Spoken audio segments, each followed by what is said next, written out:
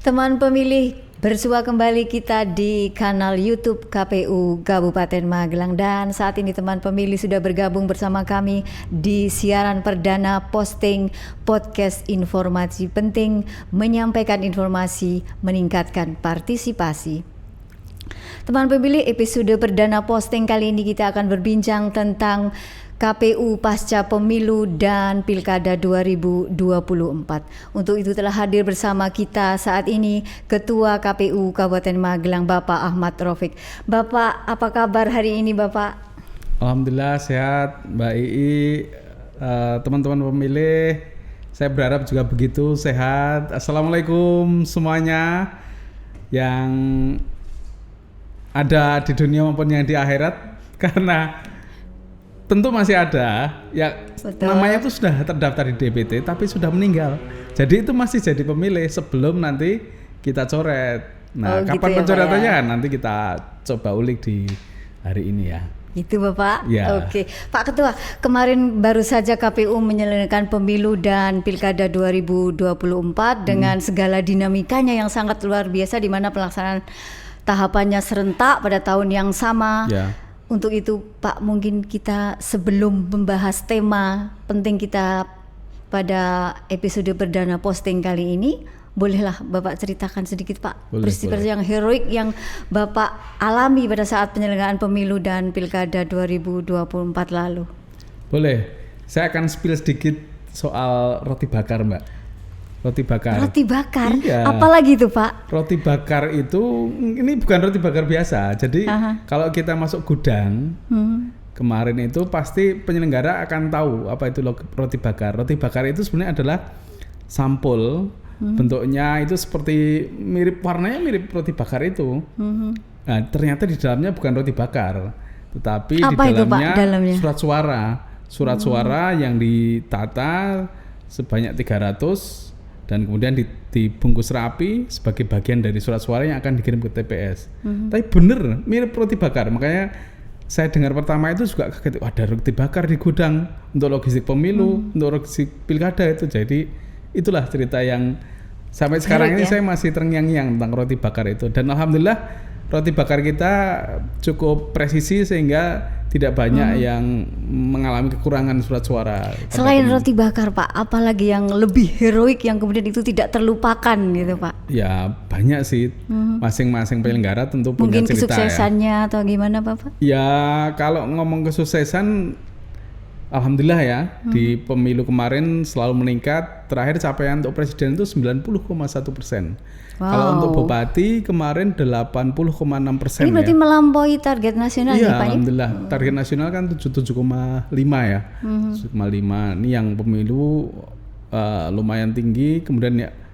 kalau yang pilkada kenapa menurun itu secara nasional kayaknya begitu ya. Menurun dan biasanya memang begitu Mbak. Gitu antara ya, pemilu sama pilkada itu pilkada selalu di bawahnya. Tetapi yang bikin saya nyesek, itu setelah direkapitulasi kemudian kita analisis, ternyata dari surat suara yang datang ke TPS itu untuk pilkada Kabupaten Magelang misalnya itu ada 6% lebih surat suara tidak sah. Surat suara tidak sah itu adalah dia datang ke TPS, dia dikasih surat suara kemudian dia gunakan. Ada yang dicoblos dua-duanya, jadi tidak sah. Ada yang dicoblos salah satu dan dicoblos di luar, itu juga tidak sah. Kemudian ada yang dibiarkan, bahkan ada yang ditandai Mbak. Saya juga nggak habis pikir tuh. Ada yang bawa spidol masuk ke TPS ditandai, ditulisi. Apa itu tulisannya itu? Ya itu sampai sekarang saya masih bertanya-tanya ini kenapa semudah itu pun kemudian kok menjadi tidak sah gitu. Rasanya kayak menyia-nyiakan suara gitu betul, ya Pak betul. Ya. Teman-teman itu sudah bekerja siang malam tapi kok gitu pemungutan suara kok mak betunduk, dirobek, dibuat tanda lope kayak gitu Pak.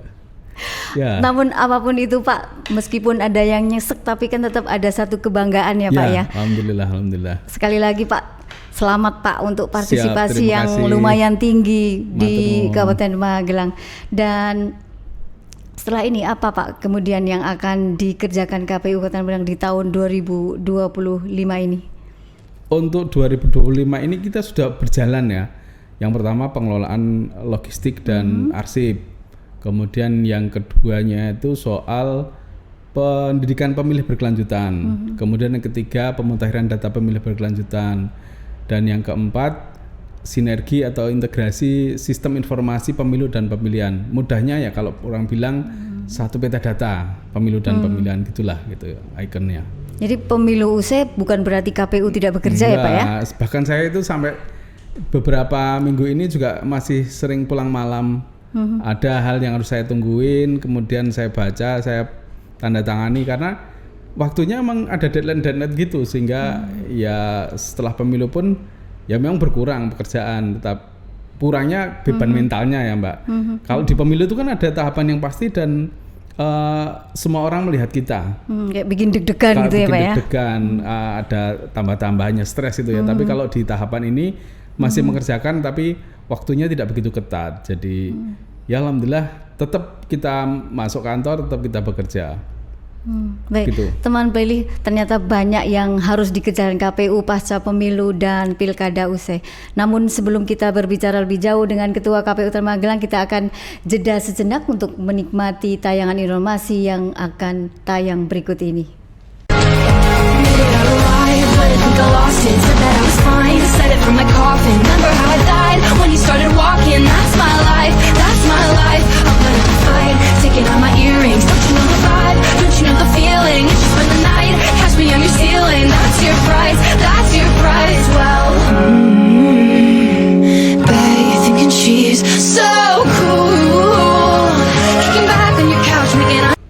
Baik teman pemilih, kembali bersama kami di Posting Podcast Informasi Penting, dan kita akan kembali lanjutkan bincang-bincang kita bersama Ketua KPU Kabupaten Magelang.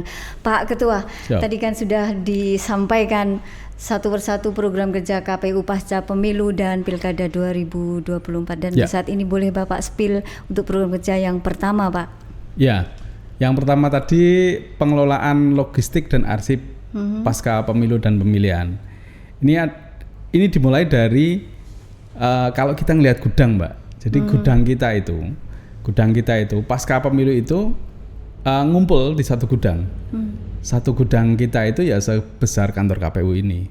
Jadi dari depan sampai belakang itu isinya kotak suara ditumpuk-tumpuk. Nah, dari kotak suara yang isinya 16 item itu kita pilah-pilah.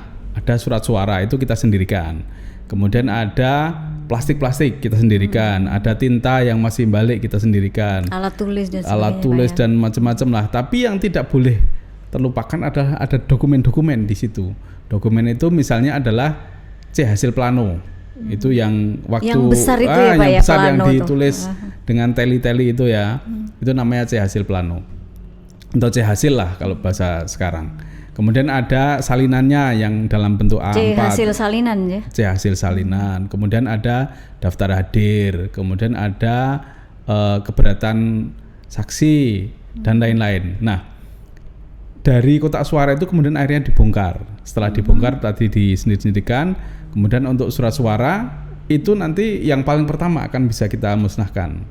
Karena dia itu baik presiden maupun bupati maupun gubernur itu 1 bulan setelah mereka dilantik, ya itu bisa kita musnahkan. Tapi yang musnahkan ya bukan kita langsung kemudian dimusnahkan sakelmi dhewe. Ini istilah pemusnahan, ini seperti apa Pak pemusnahannya ya, Pak?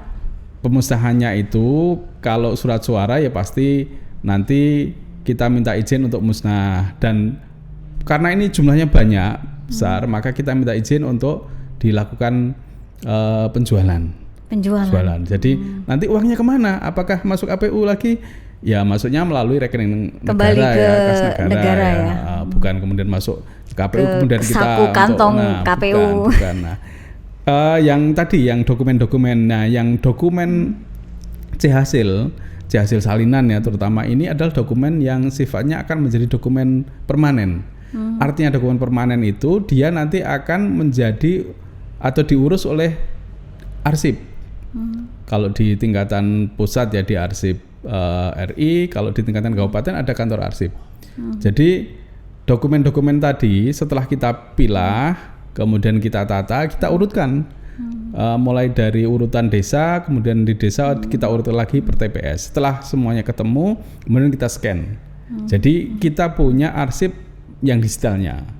Nah, setelah kita scan, kemudian yang kabupaten, misalnya yang untuk pemilihan DPRD atau pemilihan bupati, itu nanti kita koordinasikan dengan Dinas Arsip Kabupaten. Berarti ini nanti arsip dokumen ini dipilah sesuai tingkatannya. Misalkan kalau untuk Pilpres nanti akan dikelola oleh Arsip Nasional ya Pak ya? Ya, melalui KPRI. Ya, jadi setelah kita tata tadi ya, sudah kita tata, sudah kita digitalisasi. Kemudian yang pemilihan presiden, pemilihan DPD, pemilihan DPR RI itu nanti kita kirim ke KPU RI. Biasanya akan ada aba-aba. Semua arsip pemilihan kirim ke KPU RI. Nah, nanti kita kirim ke KPU RI. Kemudian yang kalau untuk tingkat provinsi ya juga ke KPU provinsi. Nah, yang kabupaten kita koordinasikan dengan Dinas Arsip dan Perpustakaan Daerah. Nah, itu untuk arsip. Jadi ujung-ujungnya ke sana, Mbak. Nah, terus sekarang artian memang untuk pengelolaan arsip ini KPU tidak sendirian ya Pak ya? Ya, harus bersinergi. Bersinergi terutama untuk yang arsip permanen. Tapi kalau yang arsip non permanen atau arsip yang musnah, kayak misalnya C hasil yang plano-plano itu, kita mau kirimkan ke kantor arsip ya nggak mau, itu bukan permanen Pak, mohon maaf ruang kami terbatas gitu kan. Nah, sayangnya di KPU Kabupaten Magelang ini gudang itu masih sewa Mbak, dan akan habis pada Oktober tahun ini 2025 ini solusinya kan gimana Pak untuk menyimpan arsip ya, yang seperti itu? Kalau di bawah KPU pasti ruangnya nggak muat. Kalau ya kita nanti koordinasi dengan Pak Bupati, adakah gedung yang bisa kita gunakan untuk menyimpan arsip non permanen ini? Ada C hasil, kemudian ada daftar hadir, dan ada dokumen-dokumen lainnya. Nah, kalau C hasil kan sudah ada salinannya Mbak. Nah, kalau daftar hadir ini kita masih bisa manfaatkan. Sebelum kita musnahkan, kita bisa manfaatkan untuk melakukan pengecekan. Dengan daftar hadir itu kita bisa melihat kalau daftar hadir ini kita sandingkan dengan DPT, daftar pemilih tetapnya, maka nanti akan ketahuan siapa yang nggak datang. Nah, yang nggak datang ini kita nanti bisa kategorisasi. Bisa sampai sedetil itu bisa ya Pak, kita itu cari tahunya. Betul. Bahkan ini bisa memecahkan misteri. Umur berapa sih yang sering tidak datang ke TPS itu? Kan di pilkada misalnya, di pilkada itu kan untuk bupati yang hadir 80,6%. Berarti kan ada 20% yang nggak hadir. Nah, dari 20% itu sekitar atau 19,4% itu sekitar 3% itu karena takdir, Mbak. Takdir? Karena takdir. Maksudnya, Pak? Ada yang meninggal. Itu kan yang meninggal kan undangannya tetap kita cetak karena sudah by system. Kemudian mereka yang pindah memilih keluar itu juga kita cetak. Cuman perlakuannya beda. Kalau yang masih hidup kita berikan surat undangannya atau C6-nya itu, tapi kalau yang sudah meninggal, yang sudah ini ya kita tahan. Jadi misteri tadi ya, dari berapa 20% tidak hadir, 3% konangan dia tidak ini, kemudian ada 16%-an itu yang kemudian menjadi misteri, ini sebenarnya siapa yang nggak hadir ke TPS. Jadi dokumen-dokumen itu juga bisa bermanfaat bagi kita untuk kemudian membuat penajaman terhadap target sosialisasi kita. Baik Pak, jadi sedemikian rumitnya ternyata ya Pak untuk setelah pemilu dan pilkada usai itu KPU masih harus menata arsip sedemikian rupa agar kemudian itu terpilah-pilah sesuai dengan peruntukannya ya Pak ya. Betul. Jadi memang harus begitu. Dengan begitu kan ini efisien, terkait dengan efisiensi juga begitu ya, bisa menambah pendapatan negara. Balik lagi ke negara ya. Menyempurnakan sistem yang kita punya. Jadi pengelolaan dokumen atau arsip-arsip ini bisa bermanfaat bagi kita juga. Baik, untuk penataan arsip mungkin penjelasan sampai di sini. Untuk program selanjutnya Pak, untuk yang ketiga nih Pak, yang mungkin teman pemilih juga pengen tahu Pak, apa nih Pak? Program berikutnya adalah program pemutahiran data pemilih berkelanjutan. Jadi program ini sebenarnya sudah dimulai di pasca pemilu 2019. Jadi ini sebenarnya sama prinsipnya ya bersama dengan pemutaran data pemilih pada saat tahapan. Nah, persoalannya adalah ketika sekarang tahapan sudah selesai kan kita nggak punya lagi PPK, kita nggak punya lagi PPS, kita nggak punya lagi Pantarlih, tetapi kita diwajibkan untuk melakukan pemutahiran data pemilih. Jadi sejauh mana sih Pak urgensi dari pemutahiran daftar pemilih berkelanjutan? Nah, ini sebenarnya bisa kita lihat dampak-dampaknya. Jadi di tahun pemilu 2024 ini daftar pemilih itu tidak menjadi isu yang seru atau bahkan tidak diungkit sebagai bahan untuk melakukan gugatan ya. Artinya apa? Artinya pemutahiran data pemilih kita pada pemilu 2024 itu sudah mulai tertata dan bagus. Nah, apa yang dilakukan pada masa-masa sebelumnya? Ada kegiatan namanya pemutahiran data pemilih berkelanjutan. Nah, yang ingin kita sampaikan bahwa kalau tidak punya pasukan sampai bawah, sampai Pantarlih, sampai PPS itu kemudian kita menggunakan apa? Nah, ini apa Pak solusinya Pak yang untuk kita skemakan di Kabupaten Magelang ini, kita akan merekrut relawan untuk melaporkan jika ada peristiwa-peristiwa yang berkaitan dengan pemilih. Misalnya adalah ada pemilih yang sudah meninggal dunia, maka relawan itu nanti melaporkan ke KPU, ini Pak ini sudah meninggal dunia loh di TPS ini kemarin. Nah, sehingga yang seperti itu kita coret. Itu kalau untuk pemilih yang meninggal dunia. Nah, kalau untuk pemilih yang baru akan berusia 17 tahun Pak, ini gimana perlakuannya Pak? Baru akan itu kalau secara regulasi Kementerian Dalam Negeri itu akan memberikan data yang pemilih baru ini, yang 17 tahun ini. Namun demikian ya kita tetap memastikan bahwa kalau ada pemilih yang masuk 17 tahun itu kita harapkan untuk melapor ke salurannya KPU. Nanti akan kita umumkan saluran pelaporan itu kemana, ke link apa gitu, sehingga kita bisa rekap. Nah, setelah data itu ada, kemudian kita olah, kemudian kita lakukan rekapitulasi, kita plenokan, kita undang stakeholder kita yang terkait dan juga Bawaslu untuk memastikan bahwa ini pemilih yang kemarin masih bertengger ini ternyata 2 hari kemarin sudah meninggal dunia, maka kita akan coret. Ini ternyata Bapak ini yang kemarin masih unyu-unyu 17 tahun sekarang keterima TNI Polri. Nah, itu juga kita ini coret. Ini kategori baru lagi ya, artinya alih status dari sipil menjadi TNI atau Polri ya Pak ya. juga menjadi tidak memenuhi syarat lagi untuk jadi pemilih. Jadi perhatian utama juga untuk daftar pemilih berkelanjutan. Betul, termasuk orang yang pindah masuk ke Magelang. Kemarin dari Purworejo atau dari Timika sana pindah domisili di sini. Domisili itu maksudnya adalah dia pindah KTP ke sini, maka KTP. Dia akan menjadi pemilih di Kabupaten Magelang. Itu kalau pindah KTP ya, kalau hanya sekedar pindah kecamatan antar kecamatan gimana Pak? Itu tidak berpengaruh sama sekali. Sama, tetap sebaiknya dilakukan ini karena besok kan TPS itu kan disusun berdasarkan KTP-nya. Jadi walaupun pindah antar kecamatan tapi pindah KTP loh ya. Kalau dia pindah orangnya tapi KTP nggak pindah ya nggak usah dilaporkan. Ya gitu. Nah, setelah direkap, nanti diplenokan, kemudian kita umumkan. Ternyata pada periode 3 bulanan itu ada yang meninggal segini dari pemilih kita. Ada yang masuk segini. Ada yang pemilih usia 17 tahun lagi segini.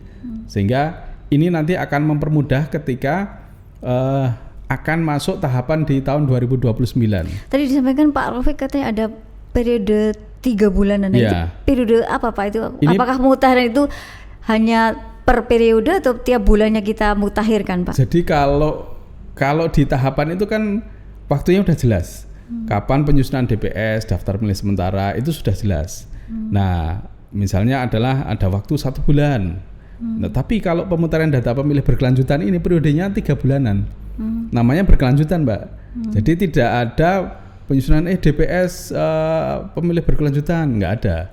Adanya adalah kita tetapkan sebagai pemilih berkelanjutan tiap 3 bulan.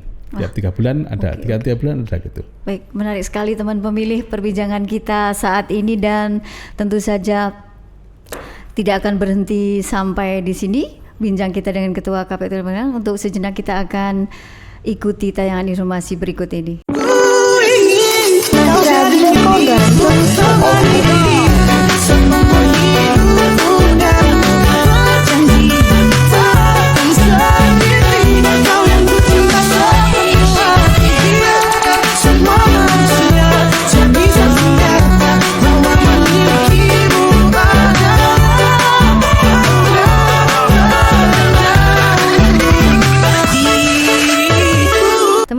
masih bersama Posting Podcast Informasi Penting dan masih setia bersama saya Ketua KPU Kabupaten Magelang. Pak, tadi sudah dibahas program kerja yang kedua dan ini untuk yang ketiga, Pak. Ya. Boleh Pak disampaikan kembali Pak untuk program kerja KPU Kabupaten Magelang yang ketiga. Baik. Yang ketiga ini terkait dengan pendidikan pemilih berkelanjutan. Pendidikan pemilih berkelanjutan.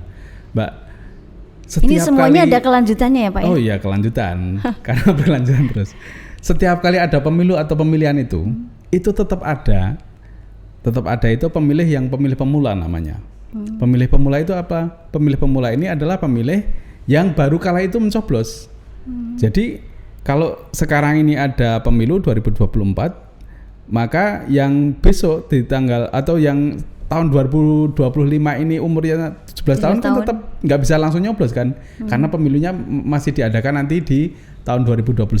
Jadi dimasukin dulu ke data pemilih ya Pak ya? Ya pasti. Nah, yang ingin saya sampaikan adalah bahwa setiap kali penyelenggaraan pemilu itu pasti ada sekelompok pemilih yang baru kali itu mencoblos, atau yang kita kenal dengan pemilih pemula ini. Pertama kali memberikan hak suaranya ya. Dan itu jumlahnya lumayan banyak loh Mbak. Ada berapa persen Pak dari jumlah DPT kalau melihat pemilu-pemilu yang sudah lalu? Secara detail saya belum melihatnya ya, tetapi kalau kita melihat di pilkada misalnya, pilkada itu ada rentang umur 17 sampai 29 tahun itu 22%. 22%. Artinya kalau kita mengambil 5 tahun dari 17 ke 29 itu kan 13, ringnya 13 ya, 13 tahun. Kemudian kalau kita mau ngambil yang 5 tahun dari 2024 sampai 2029 itu kan rumusnya kan 5/13 kali 22%. Ada sekitar 8,4%, atau kalau kita konversi di angka pilkada itu 85 ribuan. Nah, ini mereka penting untuk dilakukan edukasi atau pendidikan pemilih itu.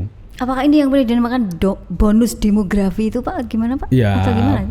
Ya sebetulnya kalau di pemilu kita tidak melihat itu sebagai bonus demografi bahwa itu selalu akan ada gitu loh. Cuman memang jumlahnya lumayan banyak. Itu yang kemudian ada kaitannya dengan bonus demografi. Maka pendidikan pemilih berkelanjutan itu menjadi strategis. Dan ada isu-isu lain lagi yang melatar belakangi kenapa mesti harus ada pendidikan pemilih berkelanjutan. Tadi yang saya sebut ada 6%. Itu kok coblosannya kok salah. Padahal sebegitu mudah untuk mencoblos pemilihan bupati atau gubernur yang hanya 2 pasangan gitu ya. Nah itu kemudian ada juga yang terkait sama kita itu ada kalau nggak salah itu 64 desa. 64 capaian desa. Rata-ratanya itu masih di bawah 77,5%. Tingkat partisipasinya itu gimana Tingkat Pak? partisipasinya itu masih di bawah 77,5%. 77 itu apa? Target nasional apa target gimana nasional, Pak? RPJM. Jadi paling nasional. tidak harus di atas itu ya Pak? Harapannya begitu. Ya isu strategisnya begitu. Jadi berapa tadi 64 ya? 64 ini ya menjadi tantangan bersama untuk bagaimana meningkatkannya itu kan. Jadi pendidikan pemilih ini nanti secara teknis KPU ada beberapa metode kegiatan. Apa aja itu Pak? Satu adalah menyapa kepada masyarakat umum melalui sosialisasi hasil pemilu. Kita tahun 2025 ini akan menggunakan dapil ya. Jadi tokoh masyarakat, baik tokoh pemuda, perempuan dan lain-lain itu akan kita undang di sebuah kecamatan. Di dapil itu kemudian kita sampaikan ini loh potret dari penyelenggaraan pemilu di 2024 itu. Dan kemudian apa yang masih bisa kita tingkatkan di penyelenggaraan berikutnya. Nah, itu kemudian ada juga kita akan masuk tadi sasaran yang 17 tahun baru usia itu. Nanti bentuknya seperti apa Pak untuk menyapa mereka? Nah, itu kita akan KPU Goes to School. KPU Goes to School itu KPU mengunjungi sekolahan, kemudian menggunakan waktu ya 1 jam sampai 1,5 jam untuk melakukan edukasi. Ini formatnya seperti apa Pak untuk menyapa mereka? Nanti kita buat kelas, kemudian di kelas itu ada penyampaian materinya, ada gamenya, ada role play-nya, asik-asik pokoknya lah. Karena generasi yang sekarang ini kan harus asik-asik ya. Oke, tentu ini teman pemilih pemula sudah menunggu-nunggu ini Pak. Betul. Itu baik di sekolahan maupun di kampus kita melakukan itu. Kemudian ada lagi yang KPU menyapa yang 17 tahun itu.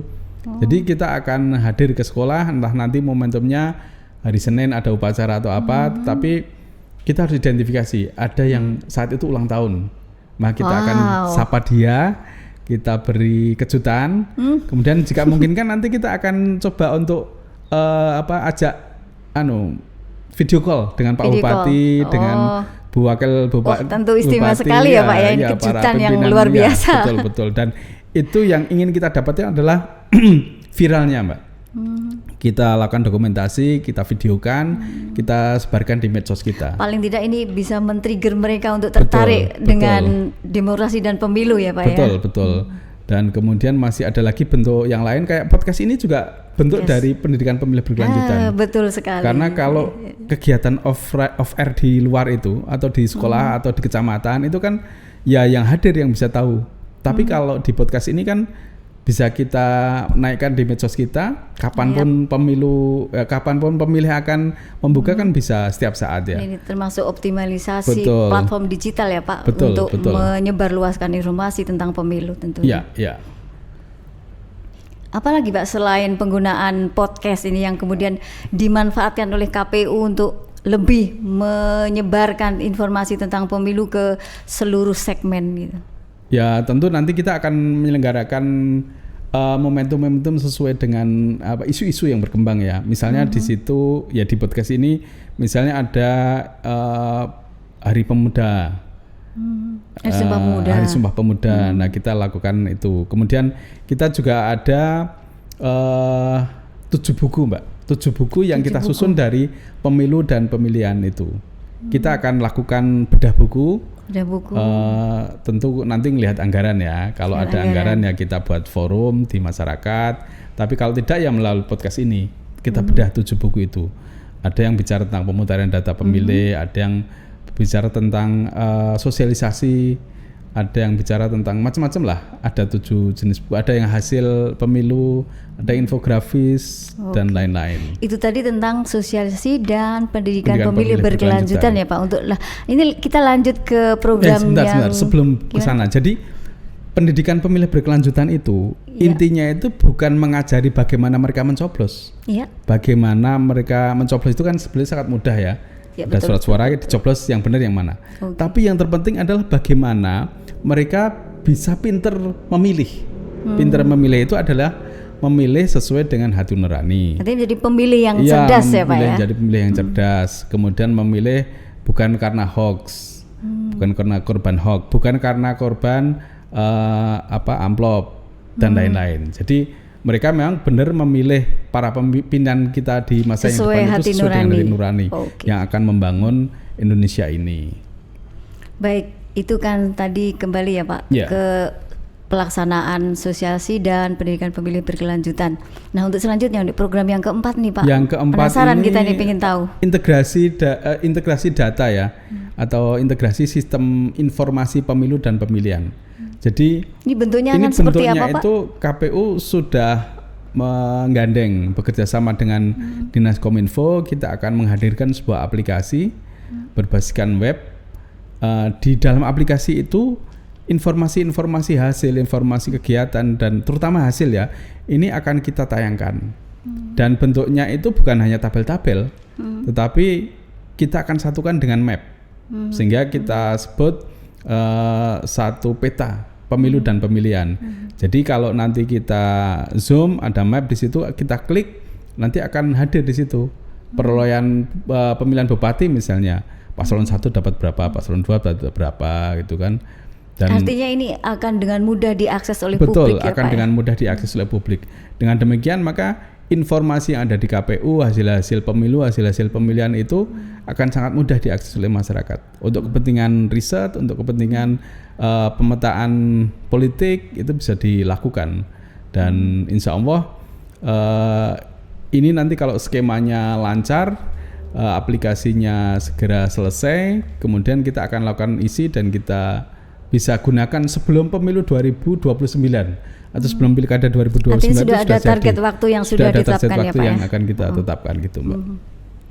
Baik teman pemilih, demikian tadi seluruh program kerja KPU pasca pemilu dan Pilkada 2024 sudah dijelaskan secara gamblang oleh Ketua KPU Kabupaten Magelang Bapak Ahmad Raufik.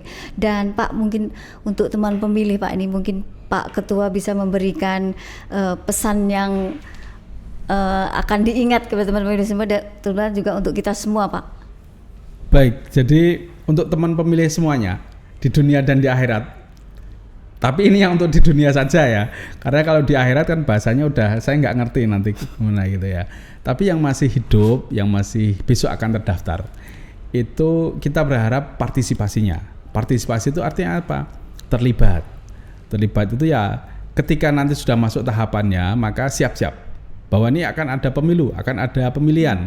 Maka ujung-ujungnya nanti hadir di TPS. Tetapi sebelum hadir itu perlu mencermati ya. Di setiap tahapan itu kita akan selalu melibatkan masyarakat. Misalnya di tahapan apa? Misalnya tahapan pencalonan, maka telitilah calon itu. Jangan sampai kita punya calon yang sebenarnya tidak masuk calon, nanti baru geger setelah itu ya.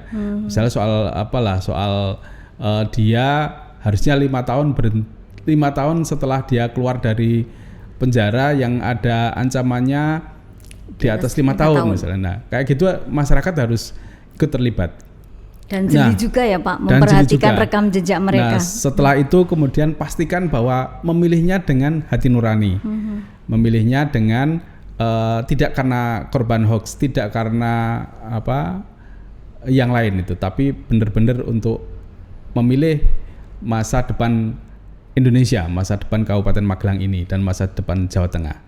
Dan itu hanya bisa kita ciptakan ketika teman-teman pemilih ini aware terhadap informasi-informasi pemilu dan pemilihan. Maka kita akan terus-menerus melakukan pendidikan pemilih dengan banyak metode. Saya kira itu Mbak yang terpenting dari pemilih kita ini.